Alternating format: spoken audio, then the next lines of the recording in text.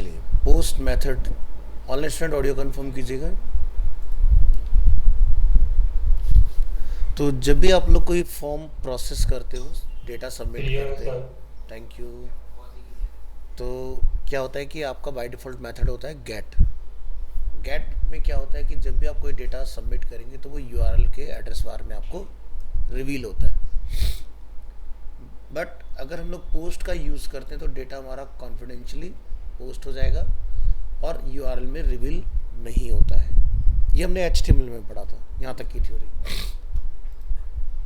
चलिए, so post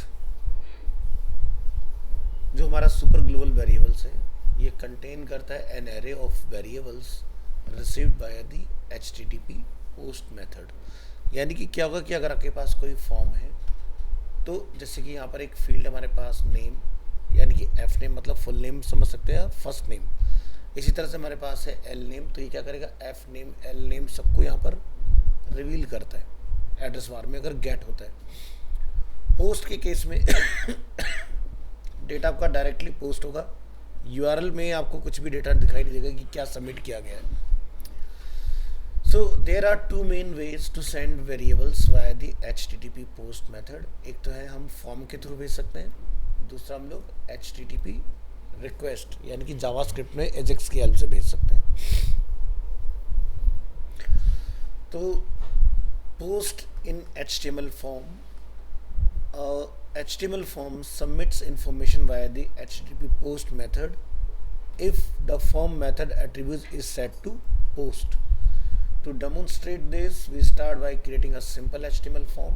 ये हमारे पास एक HTML है जिसके अंदर एक फॉर्म अवेलेबल है, मेथड है आपका पोस्ट, और एक्शन में हमारे पास एक demo underscore request dot PHP file available है। ठीक है, कि यहाँ से डेटा जो भी सबमिट हो रहा है क्या वो इस फाइल में ऐड हो रहा है कि नहीं, और उसको हम लोग फैच करके देखेंगे कि हमें रिटर्न क्या आता है।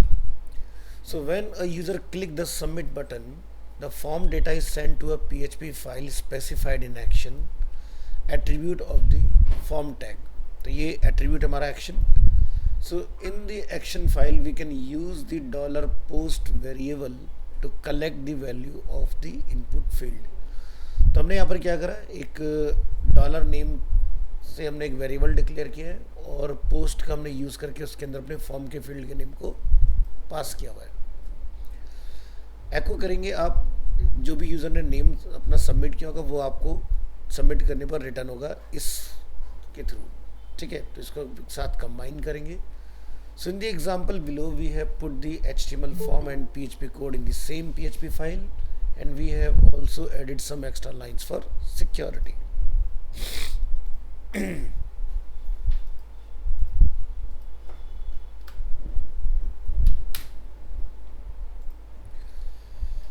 सो फॉर्म के अंदर दो तरीके हैं, या तो आप इस तरह से फाइल बनाएं या फिर आप सेल्फ के ऊपर भी रिटर्न करा सकते हो। तो हमने लास्ट क्लास में कुछ देखे थे अपने वेरिएबल्स, तो इसमें हम लोग यूज़ करें डॉलर सर्वर और उसमें हम लोग क्या पास करें, PHP सेल्फ। तो ये सेम यूआरएल पर ही रिटर्न करेगा जो भी आप यहाँ से सबमिट करेंगे।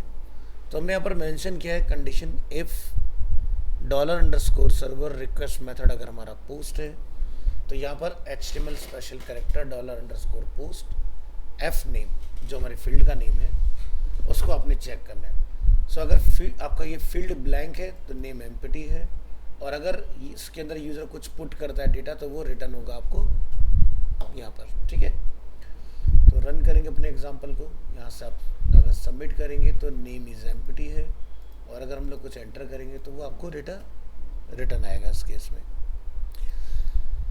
So post in JavaScript HTTP request। So when sending a HTTP request in JavaScript you can specify that the HTTP method is post। यानी कि इस केस में आपको अपने यहाँ पर फॉर्म में मेथड और एक्शन बताने की ज़रूरत नहीं होती। ठीक है,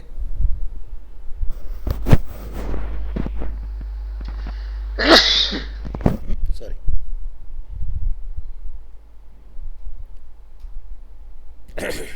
To demonstrate this, we start by creating a JavaScript function containing a HTTP request।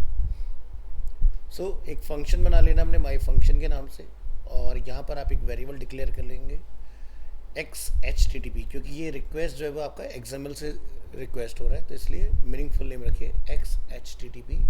सो आप यहाँ से रन करेंगे न्यू XML HTTP रिक्वेस्ट।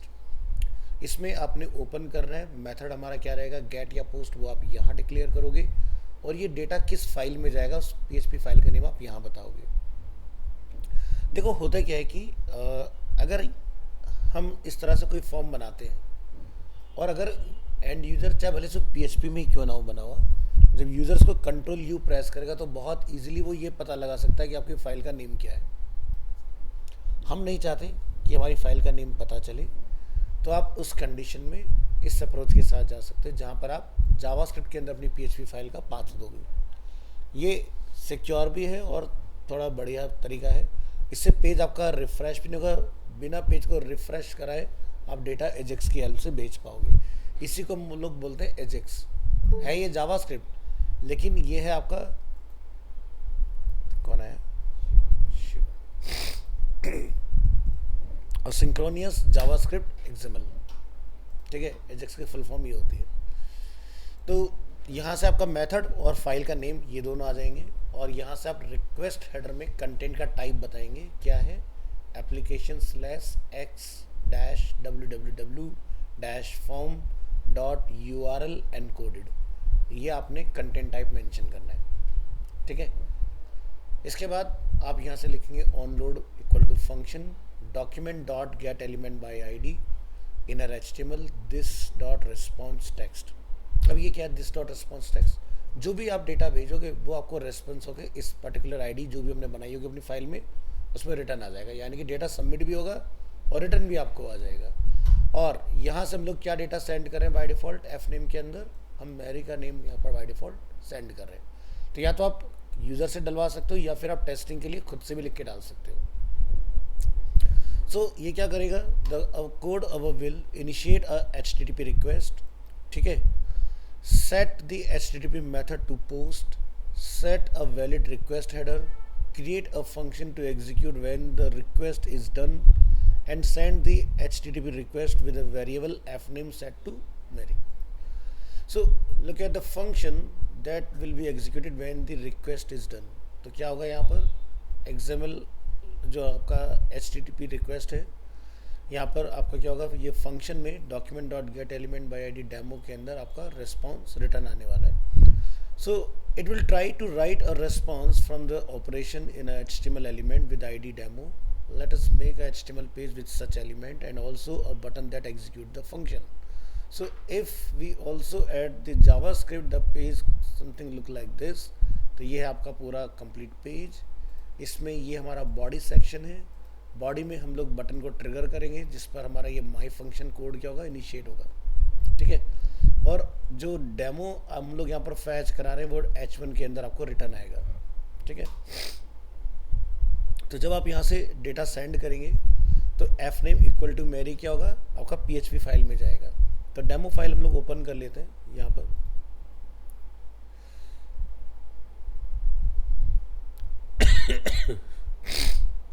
नहीं ये नहीं है, क्या नाम था, demo_ajax। ये इस फाइल के अंदर सिर्फ हमने इतना पार्ट रखा है, डॉलर नेम, ये वेरिएबल नेम कुछ भी रख सकते हो, ठीक है। और यहाँ पर हम लोग क्या कैप्चर कर रहे हैं, $_post एफ नेम, क्योंकि यहाँ से पोस्ट रिक्वेस्ट चल रही है इसलिए हमने पोस्ट का यूज़ करना है। और यहाँ पर क्या नेम है, एफ नेम, ये एफ नेम यानी कि हम जो यहाँ से भेज रहे हैं डेटा, ठीक है। तो ये डेटा जब आप यहाँ से ये बटन प्रेस करोगे तो ये जाएगा डेटा पोस्ट होके इस फाइल के अंदर, और इस फाइल के अंदर से ये आपका रिटर्न होगा और आपको रिसीव होगा यहाँ पर। चलो ट्राई करके देखते हैं, प्रेस करेंगे Ctrl+U। तो इस फाइल में आप देख सकते हो कि हमारा पूरा कोड यहाँ पर रखा हुआ है, ठीक है। ये बटन है, ट्राई करके देखें क्या डेटा हमारा रिटर्न आ रहा है कि नहीं। डेटा रिटर्न आया हमें, ठीक है। तो ये मेरी हमें डेटा कहाँ से रिटर्न आया, जो हम लोगों ने वहाँ से सबमिट किया PHP फाइल के अंदर। अब ये इतना रियल टाइम में हुआ कि अगर आप यहाँ ध्यान से देखो तो ऊपर कोई लोडिंग नहीं हुई। और अगर यही काम हम लोग डिफरेंट तरीके से करें, एक उसमें एक्शन डिफाइन करके देन उसके अंदर फाइल का नेम डालेंगे, तो यहाँ पर क्या होगा, लोडिंग होगा ऊपर एक। तो उस लोडिंग से अगर आप बचना चाहते हो तो एजेक्स रिक्वेस्ट काफ़ी हेल्पफुल होगा। तो एजेक्स का यूज़ हम लोग आगे चल के देखेंगे। जैसे बैकएंड से कोई डेटा लेके आ रहे हैं आप, तो जैसे क्या होता है ना, बहुत सारी साइट्स का एक एग्जांपल लेते हैं।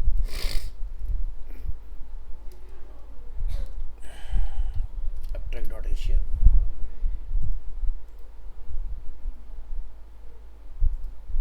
यहाँ जितनी बार भी हम लोग कुछ करते हैं हर बार देखो पेज रिलोड होता है ना। अब मान लो मैंने यहाँ से एक सेलेक्ट किया कोर्स। अब देखो एजेक्स रिक्वेस्ट कैसे काम करता है, ऊपर यहाँ लोडिंग नहीं होना चाहिए। तो जैसे मैंने लिया 3161, तो जैसे मैंने 3161 लिया तो डेटा आ गया इसके अंदर। अभी देखो नेक्स्ट वाले में डेटा नहीं आ रहा, लेकिन जैसे मैं यहाँ से चूज करूंगा टर्म 2, डेटा आ गया कि this is called Ajax request. यानी कि जैसे जैसे स्टेप आप पूरा करते जाओगे बैकएंड से उसी हिसाब से डेटा आपका फैच होता जा रहा है ऑटोमेटिक। लेकिन ये हम लोग देख रहे हैं एएसपी के अंदर, ठीक है। एएसपी काफ़ी पुरानी लैंग्वेज है और आपका इसको माइक्रोसॉफ्ट ने डेवलप किया था। तो इसको हम बोलते हैं एक्टिव सर्वर पेज।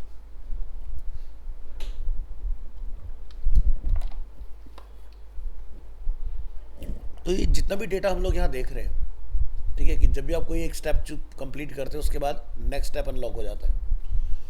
यही है आपका बेसिकली एजेक्स रिक्वेस्ट। यानी कि बिना पेज को रिफ्रेश कराए हम बैकएंड से नए डेटा की डिमांड कर सकते हैं। इससे यूज़र का एक्सपीरियंस अच्छा होता है। और अगर वो इस प्रोसेस में कुछ भी चेंज करता है तो देखो अंदर का ऑप्शन ऑटोमेटिकली बदल जाते हैं खुद से, है ना। जैसे यहाँ पर 12 सेशन है, मैं फिर से यहाँ जाके कुछ और ले लेता हूँ। जैसे एडवांस, मैंने एनालिटिक्स लिया, चेंज हो गया फिर से। तो जितनी बार भी आप ऑप्शन चूज करो बैकएंड में एक रिक्वेस्ट जा रहा है हर बार। पोस्ट मेथड यहाँ पर काम कर रहा है आपका ऑन चेंज के ऊपर।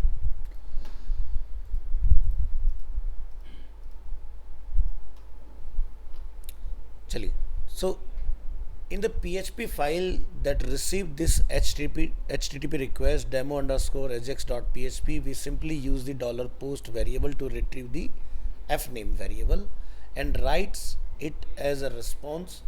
तो ये हमने उस फाइल के अंदर अपना कोड डाला हुआ है। जैसे आप यहाँ से सबमिट करते हैं, मतलब बटन प्रेस करते हैं, ये डेटा आपका जाता है कहाँ, इस फाइल के अंदर, और वहाँ से रिटर्न होके आपको इसके थ्रू मिल जाता है, ठीक है। ऐसे होता है आपका गेट, पोस्ट के बाद गेट मेथड होता है हमारे पास। गेट पे बिल्कुल सेम ऐसे ही काम करेगा, ठीक है, लेकिन इसमें डेटा भेजने का तरीका जो है वो बदल जाएगा। वो कहाँ से जा रहा था, HTTP बॉडी, ठीक है। यहाँ पर जो डेटा जाएगा वो query string in the URL। So gate contain an array of variables received via the HTTP get method. There are two main ways to send variables via the HTTP get method. One is HTML form and other is query string in the URL. ये बहुत काम में आता है। कब कब, जैसे example के तौर पर आपने यहाँ से गूगल ओपन कर लेना है। ये हमारा गूगल ओपन हो गया। आप यहाँ से कुछ भी अगर लिखोगे अरीना एनिमेशन, तो ये क्या है, क्वेरी है। लिखा है query parameter question mark Q equal to, ये गेट का ही कमाल है, ठीक है।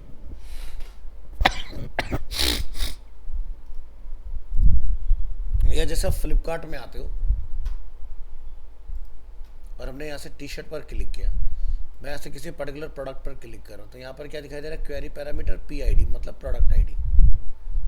तो ये भी गेट हुआ डेटा बैकएंड से, ठीक है। तो जब आप कुछ डेटा बैकएंड से डिमांड करते हो, ठीक है, तो वहाँ पर क्या चल रहा है, गेट। और जब हम कोई डेटा भेज रहे होते हैं बैकएंड के अंदर तो हम लोग चलाते हैं क्या, पोस्ट। समझ आ गया। गेट से भी फॉर्म सबमिट कराया जा सकता है, पॉसिबल है, क्योंकि इसके पास भी ये पावर है। बट नॉन सेंसिटिव इंफॉर्मेशन ही सबमिट कराइएगा। सेंसिटिव इंफॉर्मेशन लाइक कोई पेमेंट, कोई साइन इन साइन अप, वो आपने नहीं कराना है।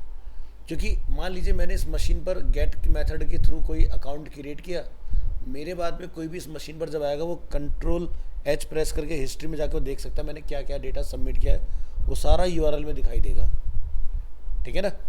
तो ऐसा नहीं होना चाहिए। चलिए तो इसका कुछ यूज़ देखते हैं. Query string in the URL. A query string is data added at the end of a URL. So in the link below, everything after the question sign is part of the query string. So हमारे पास एक file है demo underscore PHP file dot PHP. Query क्या है? Subject. ठीक है, query subject equal to क्या है? PHP. And दूसरी क्वेरी क्या है? वेब. वेब इक्वल टू क्या है? Arena Animation India. तो यानी कि क्वेरी एक ही बार चलती है, दो दो बार क्वेरी नहीं चलाई जाती. ठीक है. और अगर आपको लगता है कि मुझे एक से ज़्यादा क्वेरी रन करनी, तो आपको उनके इन बिटवीन एंड का सिंबल यूज़ करना होगा. ठीक है. तो जब आप इसको फैच करोगे तो इसका रिजल्ट कुछ ऐसा आएगा. The query string above contains two key and value pair, subject equal to PHP and web equal to क्या है? Arena Animation India .com. So in the PHP file we can use the $get variable to collect the value of the query string. So यहाँ पर हमने लिखा echo study $get subject at $get web. File को open कर लेंगे web browser में. जब आप टेस्ट पर क्लिक करेंगे तो यहाँ पर आपको देखो क्या रिटर्न आ रहा है. देखो URL में क्या है? PHP. अगर मैं PHP की जगह यहाँ जाके लिख दूँ ajax, तो क्या लिखा रहा है? तो डेटा गेट हो रहा है, यानी कि URL में क्या है वही डेटा आपको नीचे दिखाई दे रहा है. उसी तरह से जब हमने यहाँ पर इसको क्लिक किया था, यहाँ से इस प्रोडक्ट को, तो वो क्वेरी में ये रखा हुआ है यहाँ पर. ठीक है, ये इसकी क्वेरी है. एंड लिस्टेड आईडी, LID मतलब लिस्टेड आईडी. तो इस आईडी पर जो डेटा रखा है वो ये डेटा है. तो इसलिए आपको डिज़ाइन में ये डेटा रिटर्न आ रहा है वहाँ से. तो ये सब आप सीख जाओगे कैसे बैकएंड में चीज़ें जाती हैं, कैसे आती हैं. बस बैकएंड स्टार्ट जैसी होगा हो जाएंगी चीज़ें. नेक्स्ट बात करेंगे अब HTML फॉर्म के टर्म में. HTML form submits information by the HTTP get method if the form method attribute is set to get. To demonstrate this we start by creating a simple HTML form. अब देखो यहाँ पर हम क्या लगा रहे हैं? Method get. हमारे पास एक फाइल है welcome underscore get dot PHP. यहाँ से नेम और ईमेल हम लोग सबमिट कर रहे हैं. So when a user click the submit button, the form data is sent to a PHP file specified in the action attribute of the form tag. So the form field are sent to the PHP file with your input as query string. तो URL में देखो कुछ ये आएगा लिखा welcome underscore get dot PHP name this और email this, जो भी हमने रखा होगा. और ये हमारा कैप्चर करने के लिए welcome underscore get dot PHP file है. ओपन करेंगे यहाँ पर और ऊपर आप नोटिस करेंगे इस URL को ध्यान से देखिएगा. मैंने ब्लैंक भेजा है अभी. तो क्या लिखा है? Welcome underscore get dot PHP question mark name equal to, ठीक है, and email equal to blank. अगर आप कुछ लिख देते हो यहाँ पर, जैसे कि मैं अपना नाम लिख देता हूँ, ईमेल आईडी डाल देता हूँ, तो देखो URL में आ गया ऊपर डेटा और वो आपको नीचे डिस्प्ले हो रहा है. अब मान लो कि यहाँ पर पासवर्ड भी होता है. अच्छा, भले से तुम्हारा पासवर्ड फील्ड कॉन्फिडेंशियल ही क्यों ना हो, डेटा ऊपर दिख जाएगा. दिखा देता हूँ, ट्राई करके देखते हैं. ये था हमारा गेट एग्जाम्पल.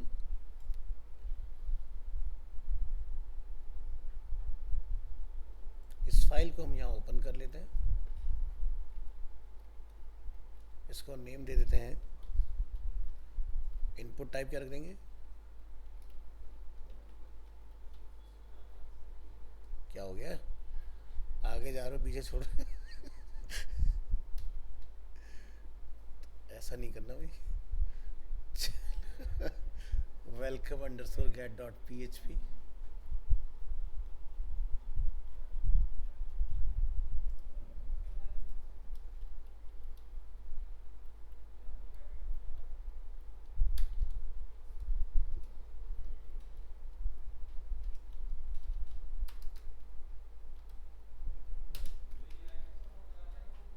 क्या गेट कर लेंगे यहाँ पर?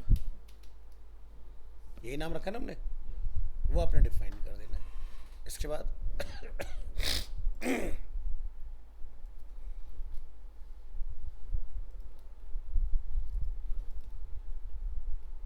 चलिए बैक करेंगे, रीलोड रीलोड कर लेते हैं।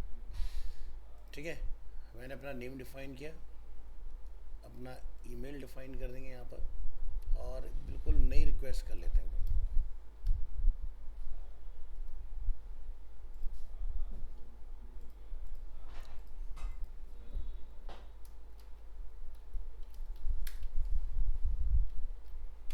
मैंने आपको कुछ डेटा डाला, अब आपको नहीं पता मैंने क्या लिखा है बट ये यहाँ दिखा देगा आपको कि आपने क्या पासवर्ड डाला है। तो इसलिए गेट को सिक्योर नहीं मानते हम लोग। ठीक है, अगर आप नहीं भी लिखोगे यहाँ पर कि मुझे इस फाइल के अंदर मेथड गेट, तब भी बाय डिफ़ॉल्ट आपका गेट ही होता है। ये हम लोग HTML में पढ़ के आए हैं अपना। ठीक है, इसलिए में ध्यान रखना है कि पोस्ट का इस्तेमाल करना होता है। पोस्ट आप अपर केस लोअर केस किसी में भी लिख सकते हो। ठीक है, गेट को भी आप अपर केस लोअर केस किसी में भी लिख सकते हो, काम करेगा। ठीक है, बस आपको ये ध्यान रखना है जब आप गेट या पोस्ट करा रहे हैं तो ये प्रॉपर कैपिटल में लिख सकते हो। आप स्मॉल लिख दोगे वो भी एक्सेप्टेबल है, बट सुपर ग्लोबल वेरिएबल जितने भी हैं वो आपके अपर केस में लिखे होते हैं, ताकि डिफरेंस अलग से पता चले उनका। तो क्लियर हो गया?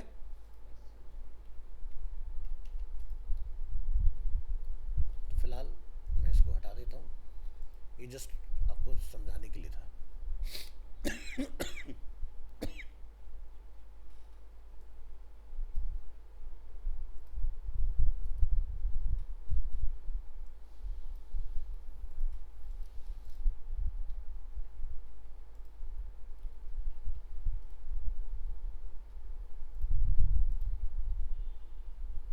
हमारा फॉर्म का BR हट गया।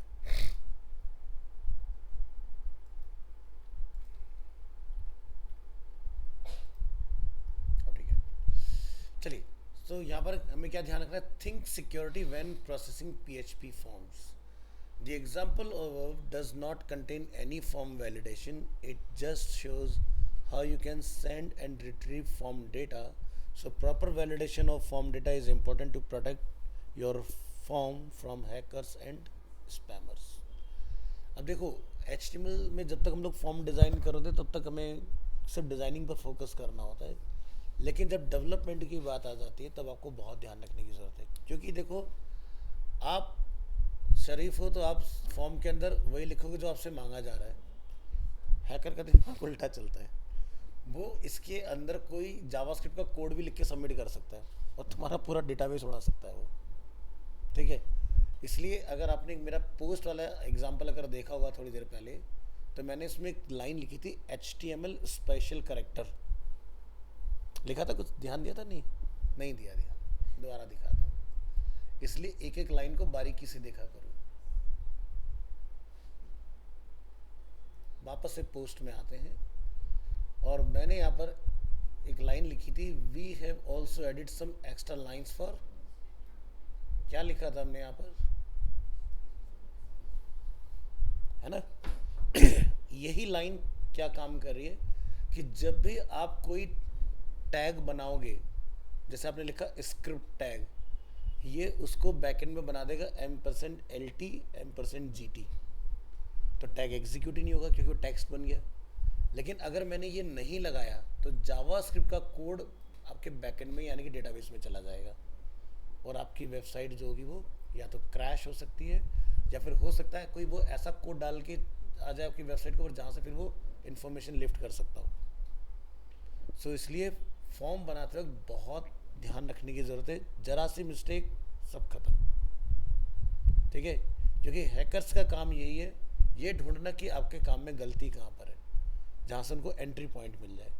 तो बहुत सारी वेबसाइट्स ऐसी होती हैं जिनको हैक करने के बहुत सारे तरीके हैं। जैसे कि बड़ी बड़ी जो साइट्स होती हैं, ये अपनी वेबसाइट में सिक्योरिटी के लिए क्या करती हैं, जैसे इसके दो काम होते हैं भाई। जैसे मैं अगर इस इमेज के URL की बात करता हूँ तो ये फ्लिपकार्ट से नहीं आ रहा, आप देख सकते हो नहीं आ रहा ना फ्लिपकार्ट से, क्योंकि फ्लिपकार्ट बताना ही नहीं चाहता कि मेरी डायरेक्टरी है क्या, ये डेटा चल कहाँ से रहा है। उन्होंने इमेज के लिए एक अलग ही डोमेन रख दिया कि भी इमेज अलग डोमेन से अब ढूंढते रहो तुम। अब बहुत सारे लोग क्या करते हैं कि अच्छा ये पाथ मिल गया, इसके अंदर से दूसरी चीज़ें भी निकाल लेंगे, उस फोल्डर में भी चले जाएंगे, तो सबसे आसान जो तरीका होता है आपके मीडिया को हैक करने का वो है CSS। लोग आपकी CSS में जाएंगे, अपने बैकग्राउंड में इमेज लगाएंगे तो डायरेक्टरी का पाथ तो होगा, बस जहाँ उसको एक फाइल का पता चला वो सारी फाइलें डाउनलोड कर लेगा आपकी। बट ऐसे केस में नहीं हो सकती, लेकिन उस तरीके से हो सकती है। ठीक है, तो इसलिए क्या होता है, दो बेनिफिट कि इमेज अलग रखने से वेबसाइट आपकी लाइट वेट हो गई, दूसरा मेरी वेबसाइट के कोड बेस में डायरेक्ट कोई एंट्री नहीं मार सकता, या अगर कोई इमेज अपलोड कर देगा तो कहीं और जाएगी, मेरे पास उस जगह पर नहीं पहुंचेगी। तो बहुत सोच समझ के हाईली स्केलेबल प्रोजेक्ट्स बनाए जाते हैं, क्योंकि एक गलती और सब खत्म।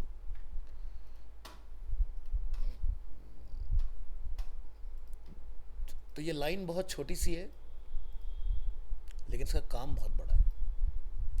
कोई भी स्पेशल करेक्टर जो भी आप डालोगे, ये इसको HTML एंटिटी में कन्वर्ट कर देगा। ठीक है, जैसे आपने लगाया एंड का सिंबल, कोई क्वेरी हो सकती है ना, तो यह करेगा उसको %AMP बना देगा तुरंत। तो इसके ऊपर आगे हम लोग जब वैलिडेशन पाएंगे तो डिटेल में बात करेंगे, फिलहाल आपको ध्यान रखना है। ठीक है, तो नेम के अंदर जरूरी नहीं कोई नेम ही लिख रहा हो सकता है कुछ इस तरह से अपना कोड लिख के डाल दे।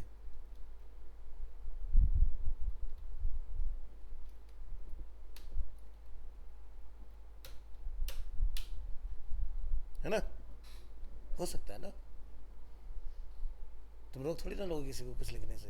भाई तुमने जो वैलिडेशन लगाई है वो टेक्स्ट की लगाई है कि भाई इसमें टेक्स्ट लेंगे, टेक्स्ट ही तो है, इसमें गलत क्या है, उसने डाल दिया कोड तुम्हारे उसमें, हो गया तुम्हारा काम। ठीक है, और यहाँ से हम लोग एक ईमेल डाल दे रहे हैं इसके अंदर, और हम यहाँ से डेटा को सबमिट कर दे रहे हैं। देख रहे हो, चल गया ना कोड उसके अंदर। लेकिन यहीं पर अगर HTML स्पेशल कैरेक्टर होता तो ये पार्ट नहीं होगा। तो ये चीज़ हम जब HTML पढ़ रहे होते हैं, जावास्क्रिप्ट पढ़ रहे होते हैं, तब हम लोग इसके बारे में बात नहीं कर रहे, क्योंकि बैकएंड चल रहा है। तो डेटा पीछे अगर ले रहे हो तो कुछ गलत ना ले लो आप, कभी लाओ जी फॉर्म सबमिट कर दो, सबमिट कर दिया उसने, हो गया तुम्हारा काम। चलिए, तो क्लियर होगी सारी चीज़ें, आगे बढ़ते हैं।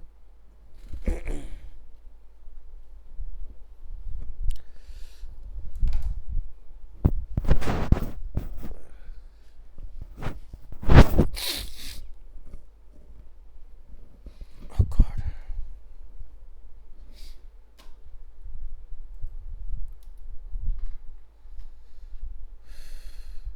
तो ये थे हमारे सुपर ग्लोबल्स। अब हम लोग बात करेंगे रेगुलर एक्सप्रेशन की। सो रेगुलर एक्सप्रेशन के बारे में आप लोग जावास्क्रिप्ट में भी पढ़ के आए हो, है ना, रिप्लेस वगैरह जो होता है हमारा, वैसे ही सेम यहाँ पर भी है। तो रेगुलर एक्सप्रेशन सबसे पहले अपन ने कहाँ पढ़ा था, जब हम लोग HTML5 के फॉर्म पढ़ रहे थे। तो जैसे मैंने आपको उसमें पैटर्न पढ़ाया था, है ना, तो पैटर्न के अंदर जैसे मान लो कि आपने कोई फ़ोन नंबर का फील्ड बनाया और आपको 10 डिजिट का फ़ोन नंबर किसी से एक्सेप्ट करना है, तो आप एक पैटर्न बनाते हो करली ब्रेसेस वगैरह लगा के, और एक एरे ब्रैकेट लगा के, उसमें आप लिख देते हो 0 to 9 और करली ब्रेसेस का डाल देते हो लेंथ 10, है ना, इस तरह से। या जैसे आपको कुछ 3 डिजिट का कुछ उसमें ABC अल्फ़ाबेटिकल कुछ लेना है, तो आप A to Z upper case, A to Z lower case, और उसके अंदर कितनी लेंथ का आपको चाहिए वो आप वहाँ पर डिफाइन कर देते हो। सो वहाँ से हमारी जो रेगुलर एक्सप्रेशन की जर्नी थी वो स्टार्ट हुई थी। तो यहाँ पर भी आप रेगुलर एक्सप्रेशन देखो, क्योंकि PHP जो है वो अगेन एक प्रोग्रामिंग लैंग्वेज आपकी, और ये फ्रंट एंड और बैक एंड दोनों के लिए आप करती 2 वे। तो क्या है रेगुलर एक्सप्रेशन? और regular expression is a sequence of characters that forms a search pattern. When you search a data in a text, you can use this search pattern to describe what you are searching for. A regular expression can be a single character or a more complicated pattern. ठीक है? So regular expression can be used to perform all types of text search and text replace operations. ठीक है? अब जैसे क्या होता है ना कि अगर हम एक बहुत ट्रेडिशनल वे में वैलिडेशन कर रहे हैं, जैसे ईमेल वैलिडेशन, वैसे तो PHP के अंदर बहुत आसान है ईमेल को वैलिडेट करना, जावास्क्रिप्ट के अंदर लिखना पड़ता है एट पोज डॉट पोज और इस तरह से करके उसके अंदर इतना ऐट से पहले होना चाहिए, इतना ऐट के बाद में होना चाहिए, इतना डॉट से पहले होना चाहिए, इतना डॉट के बाद में होना चाहिए। PHP ने बहुत सिंपल सा हमारे लिए एक बना के दिया है, ईमेल लिख दो काम खत्म हो जाएगा आपका। बट रेगुलर एक्सप्रेशन समझ में आना बहुत ज़रूरी कि काम करता कैसे। तो बेसिक तो आपने JS में पढ़ रखा है, तो स्टार्टिंग कुछ चीज़ें आपको सेम वही मिलेंगी, फिर थोड़ा सा आप इन डेप्थ चीज़ें इसमें देखोगे। So in PHP, regular expression are string composed of delimiters, a pattern and optional modifier. So expression क्या है हमारा, जैसे कि अरीना एनिमेशन, आई हम लोग किस लिए डिफाइन करते हैं, ये इनसेंसिटिव सर्च के लिए है ना। So in the example above slash जो हमने लगाया हुआ है ये, this is a delimiter, Arena Animation is the pattern that is being searched for and I is a modifier that makes the search case insensitive. ठीक है, so the delimiter can be any character that is not a letter, number, backslash or space.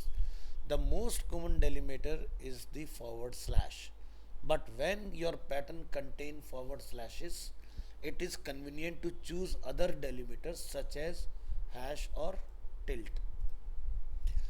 हो सकता है कि भाई slash आपके pattern में ही आ रहा हो, कहीं कोई URL हो सकता है, पाथ हो सकता है उस कंडीशन में आपने इसका यूज़ नहीं करना है फॉरवर्ड स्लैश का, बैक स्लैश लगाना नहीं है, वो इंटरनल उसमें चलता है। तो आप इसको रैप कर लेंगे किसमें, हैश या टिल्ट के अंदर। बात करेंगे regular expression functions. So PHP provide a variety of functions that allow you to use regular expression. The most common functions are PHP regular expression match, match all and replace. ठीक है, सो P जो लिखा हुआ है ये क्या है, PHP है, लेकिन काम ऐसे ही करता है ये। ठीक है, सो यहाँ पर क्या है कि अगर मैच होगा तो return 1 if the pattern was found in the string और 0 इफ नॉट। ऑल के केस में क्या होगा, return the number of times the pattern was found in the string विच में ऑल्सो भी 0। आप हो सकता है कोई ऐसी चीज़ ढूंढ रहे हो उस पैटर्न के अंदर जो एग्जिस्ट ही ना करती हो, तो उस कंडीशन में 0 आएगा। और अगर उसको लगता है कि वो एक से ज़्यादा बार है तो उतने नंबर ऑफ टाइम्स को काउंट करके आपको रिटर्न करेगा कि 3 टाइम्स उसकी अकरेंस वहाँ पर है या उससे ज़्यादा है। फिर क्या है, replace, returns a new string where matched pattern have been replaced with another string. जैसे कि हम बोलते हैं Arena Animation, visit Arena Animation, लेकिन मैं उसको रिप्लेस कर देता हूँ विजिट अरीना मल्टीमीडिया, है ना। क्या फर्स्ट मतलब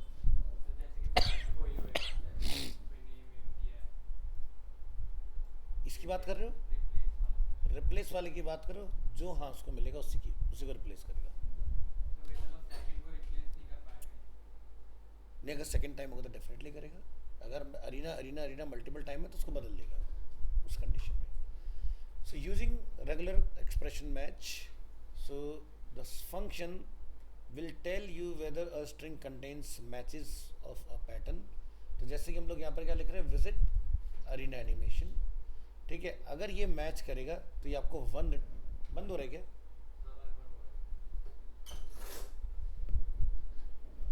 ये देखना कोई वायर मेरे कीबोर्ड से हिल तो नहीं रहा ना कंप्यूटर का, कोई वायर तो टच नहीं हो रहा उससे। तीनों को ना पुश कर देना उसमें मैं ग्राफिक कार्ड में सही से। चलो अगर होगा दोबारा तो बताना। ठीक है, तो यहाँ पर हम लोग क्या कर रहे हैं, user regular expression to do a case in sensitive search for Arena animation.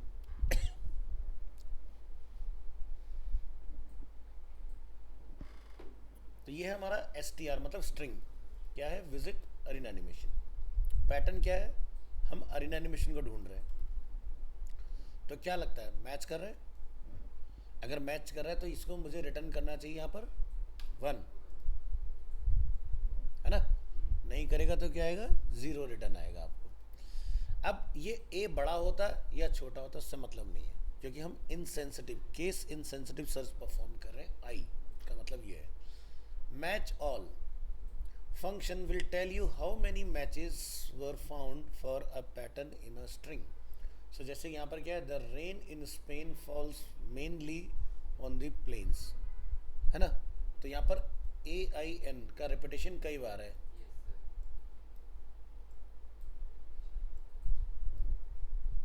ना। तो ठीक है।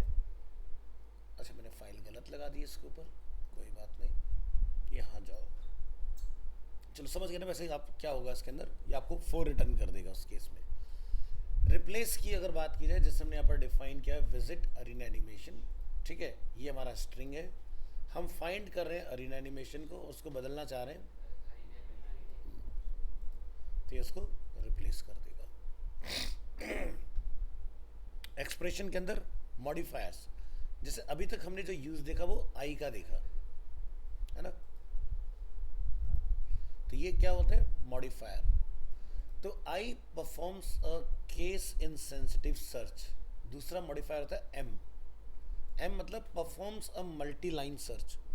अगर हो सकता है पैराग्राफ बना दिया आपने कोई, तो ये मल्टी लाइन को फाइंड आउट कर लेगा। आई जो है वो सिंगल लाइन पर ही काम करता है। So perform a multi line search pattern that search for a match at the beginning और end of a string will now match the beginning और एंड ऑफ ईच लाइन। ये सबको चेक करेगा। And you enable correct matching of UTF-8 encoded pattern.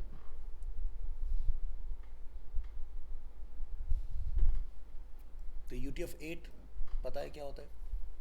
आज की date में UTF-8 ही use हो रहा है। आज की डेट क्या, अगर देखा जाए 2013 के बाद से UTF-8 चल रहा है, 2013 के बाद से, क्योंकि यही एक ऐसा UTF एनकोड है आपका जिसके अंदर सबसे ज़्यादा आपके सिम्बल्स या पैटर्न्स होते हैं काम करते हैं। जैसे हमने देखा था, आप आज के तो आप लोग वो चलाते हो, जैसे व्हाट्सएप तो स्माइली भेजते हो आप, डिफरेंट डिफरेंट टाइप की इमोजीज होती हैं, विंडो के अंदर भी इनबिल्ट है। आप लोग देखते हो शायद मेल जब आपके पास आते हैं तो हेडर में भी मेल के उस लिखा होता है इमोजीज, है ना। तो वो UTF-8 का ही कमाल है, ठीक है। तो मैक्सिमम करेक्टर सेट को ये अलाउ करता है आपका। चलो तो पहले हम लोग आई का एग्जांपल देखते हैं।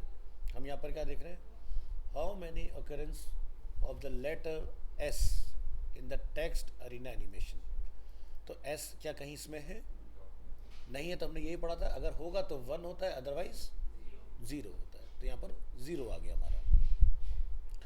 इसी तरह से एम के अंदर हम लोग आते हैं, हम यहाँ पर ढूंढते हैं how many times does the phrase you occurs at the beginning of a line in the text. So you are better than you think, ठीक है। तो कितनी बार आया, 2 टाइम आया इसके अंदर। तो ये आपका काम कर गया। इसको हम नीचे भी देखेंगे, यहाँ पर हमने इसके बारे में डिफाइन किया यूनिकोड को लेके। नेक्स्ट आइए रेगुलर एक्सप्रेशन में पैटर्न्स, ये हमने पढ़ रखा है ABC। So brackets are used to find a range of characters. तो एक्सप्रेशन हमने लिखा ब्रैकेट में ABC, find one or many of the characters inside the bracket.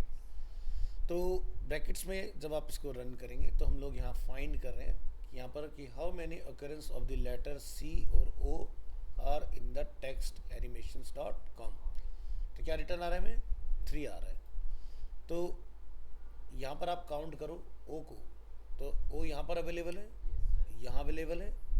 C की बात करें तो यहाँ पर अवेलेबल है। तो टोटल कितनी occurrence हो गई, तो जो तीनों मैच है वो देखो यहाँ पर रिप्लेस हमने की हुई है इसके अंदर। रिप्लेस कैसे होता है, कोई बहुत बड़ा वो नहीं है, दिखा देता हूँ। इसके लिए आप यहाँ जाओगे और अपना एक एग्जांपल आप ओपन कर लेंगे नीचे।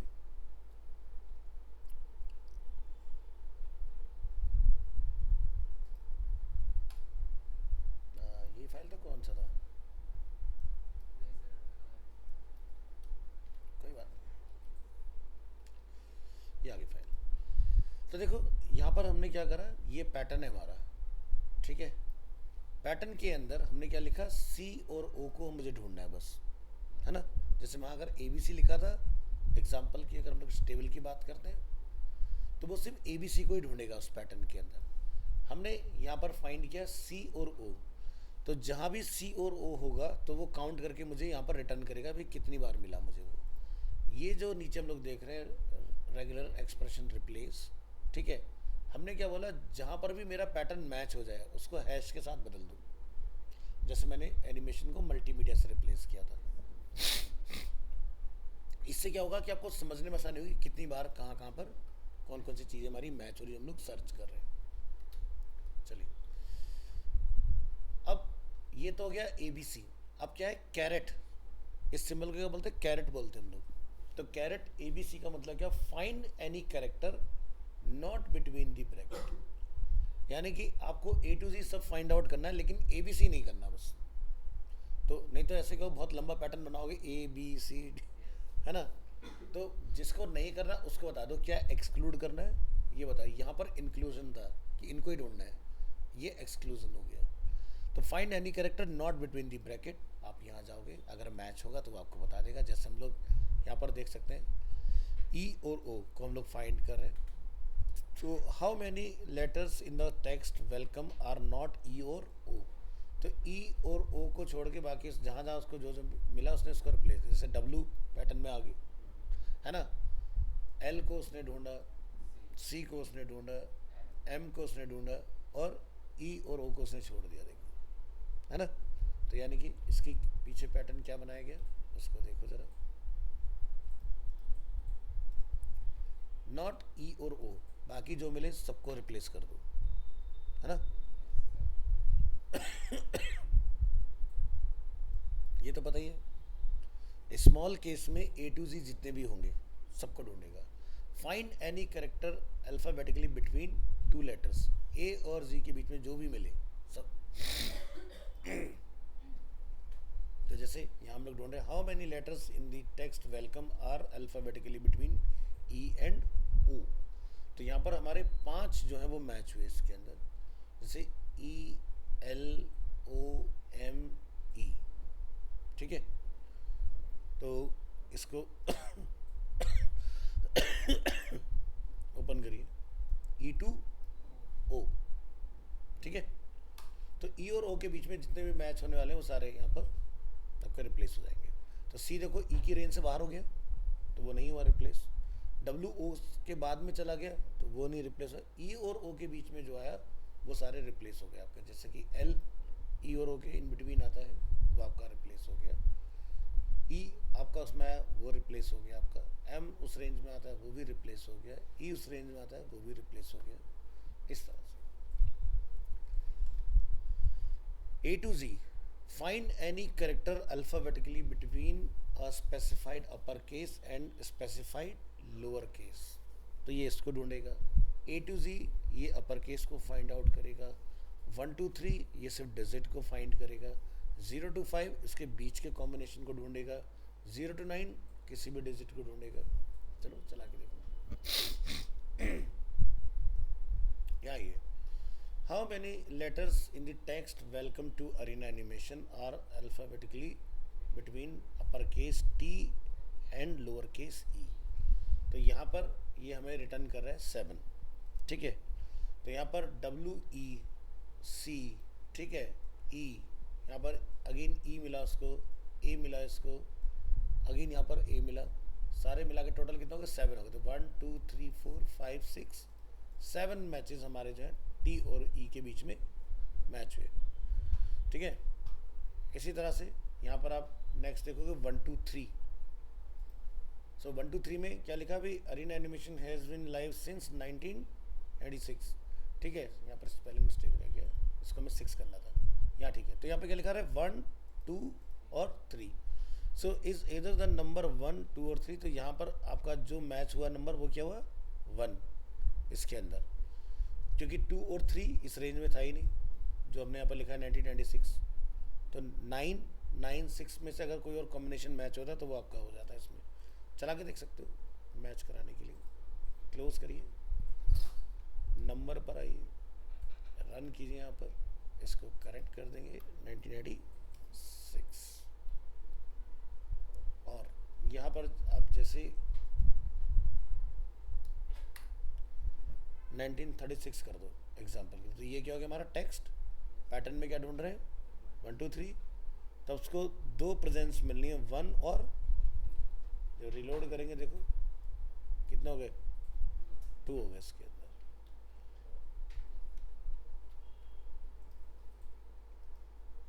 ऐसी 0 to 5 find any digit between the two numbers. ठीक है, तो जैसे 0 to 5 मैंने रीना का फ़ोन नंबर यहाँ डाला हुआ है, तो जो जो नंबर 0 to 5 के बीच में आएगा वो यहाँ पर रिप्लेस हो जाएगा। देखो, तो 3 नंबर्स ऐसे हैं जो उसमें मैच हुए, जैसे कि 5 5 0, बाकी कोई भी इसकी पकड़ में नहीं है, सब सुपर है ना। इसी तरह से 0 to 9 यहाँ पर ऑल नंबर्स। ठीक है, तो 0 सबसे लोअर में चला गया, उसके बाद 1 है तो 1 आपका रिप्लेस हो गया, और 9 तक की रेंज आपने लगाई तो 9 9 जो है आपका वो भी रिप्लेस हो गया उसके अंदर। तो इस तरह से इन सारी चीज़ों को आप चेक करा सकते हो। अब इसका फ़ायदा क्या होता है, जब आप किसी यूज़र से कोई इनपुट ले रहे हो तो रेगुलर एक्सप्रेशन आपको ये फैसिलिटेट करता है कि आपको बहुत सारी कंडीशंस नहीं लिखनी पड़ती, एक ही कंडीशन में आप सारी बातें कह सकते हो। जैसे एग्जांपल के तौर पर, भाई मुझे फ़ोन नंबर यूज़र से लेना है, तो वो नंबर फॉर्म में होना चाहिए, तो आप लिख दोगे 0 to 9, क्योंकि आपको तो पता नहीं एंड यूज़र का सीरीज़ कॉम्बिनेशन कहाँ से स्टार्ट हो रहा है। वो हो सकता है 9 वाला यूज़र हो सकता है वो 6 की सीरीज़ वाला नंबर हो, है ना। तो 0 to 9 में वो प्रॉब्लम सॉल्व हो गया। दूसरा क्या है, उसकी लेंथ, तो लेंथ वाला पार्ट है, यानी कि अब मुझे फिर दोबारा लिखना पड़ेगा कि number is not greater than 10 और नॉट लेस देन 10, तो ये कंडीशन ना चलाना पड़े, तो आप उसी में रेगुलर एक्सप्रेशन पैटर्न बना दोगे, कर्ली ब्रेसेस 10।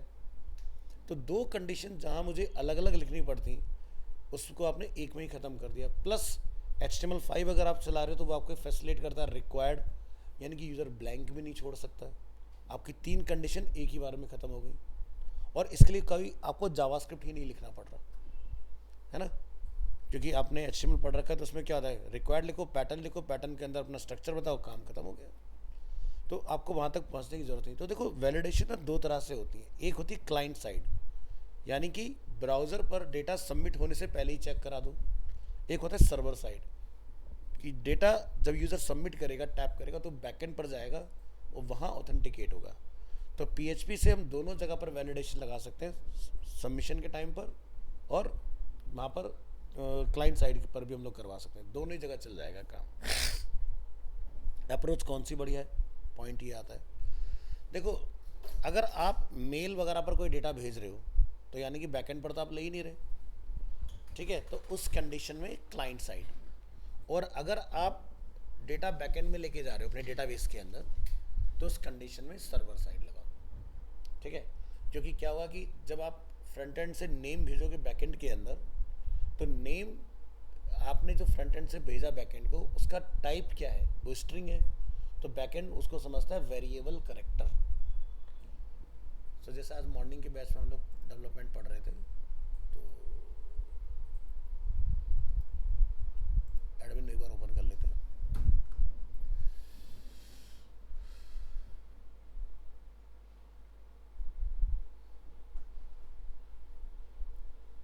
तो ये न्यूज़ डेटाबेस हम लोगों ने यहाँ बनाया था, उसके अंदर न्यूज़ के नाम से टेबल है। इसके अंदर आप देखोगे ID, title, content, country, category created add और अपडेटेड ऐड, ये हमारे पास टेबल के अंदर कॉलम्स है। स्ट्रक्चर की अगर बात की जाए तो आप यहाँ देख रहे हो, टाइटल क्या है, एक वेरिएबल कैरेक्टर है। वेरिएबल कैरेक्टर का मतलब ये हुआ कि वो कुछ भी हो सकता है। भाई हम लोग HTML के बाद जब हमारी जावास्क्रिप्ट स्टार्ट हुई तो उसमें लोग वेरिएबल पढ़ते आ रहे हैं। तो जब आप कोई एक्स वेरिएबल डिफाइन करते हो, लेट में, वेर में, कांस्टेंट में या PHP में डॉलर लगा के, तो आपको ये थोड़ी ना पता होता कि मुझे उसमें यही रखना है, कुछ भी रख सकते हैं। इसलिए उसका नाम क्या होता है, वेरिएबल कैरेक्टर। इसलिए वो बैकएंड में आके उसका नाम हो जाता है वेर कैर शॉर्ट में, बट ये क्या है, वेरिएबल कैरेक्टर। तो 255 की लेंथ तक का डेटा हम लोग बैकएंड में एक्सेप्ट कर रहे हैं। 255 कैरेक्टर का जगह का 256 कैरेक्टर आएंगे तो बैकएंड रिफ्यूज़ कर देगा उसको, यानी कि वो बैकएंड वैलिडेशन। इसी तरह से कंटेंट, क्योंकि हम लोग एक न्यूज़ का बना रहे, तो मुझे नहीं पता ना न्यूज़ कितना छोटा होगा या कितना बड़ा होगा, तो टेक्स्ट इसके अंदर बहुत बड़ा हो सकता है, तो हमने इसको क्या बोला, टेक्स्ट। अब ये बहुत बड़ा डेटा आपका बैकएंड में एक्सेप्ट कर लेगा।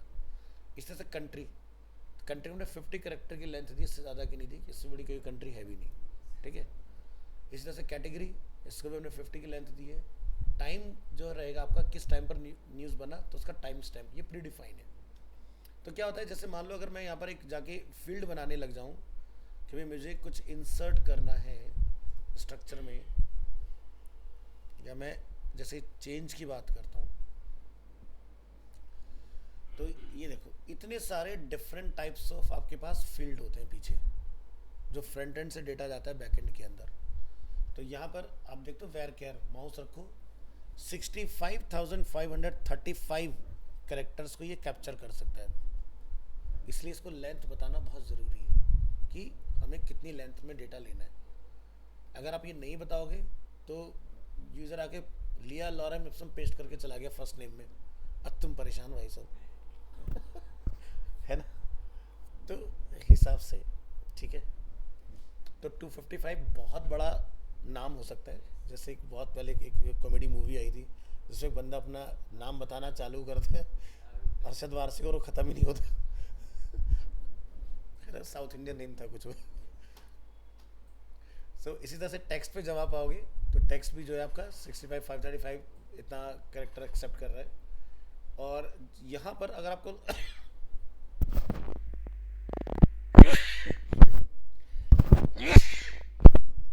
अगर आपको लगता है कि मेरे पास टेक्स्ट और भी ज़्यादा हो सकता है, तो यहाँ पर और भी ऑप्शंस होते हैं, जैसे मीडियम टेक्स्ट। ठीक है, तो यहाँ पर आप देख रहे हो लेंथ कितना लंबा आपके पास अवेलेबल है। लॉन्ग टेक्स्ट, उससे बड़ा टेक्स्ट आप ले सकते हो।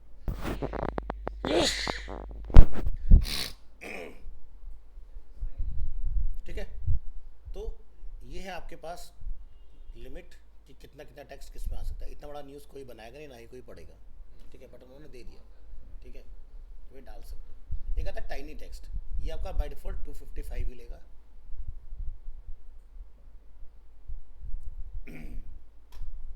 इस तरह से। तो यहाँ पर जब हम लोग पढ़ेंगे तो सीखेंगे इसके बारे में, किस तरह का डेटा हमने पीछे रखना है। तो यहाँ पर हम जेसन डेटा भी एक्सेप्ट कर सकते हैं इसके अंदर। तो यही होता है आपका डेटाबेस। तो आप PHP में सीखेंगे इसके ऊपर काम करना।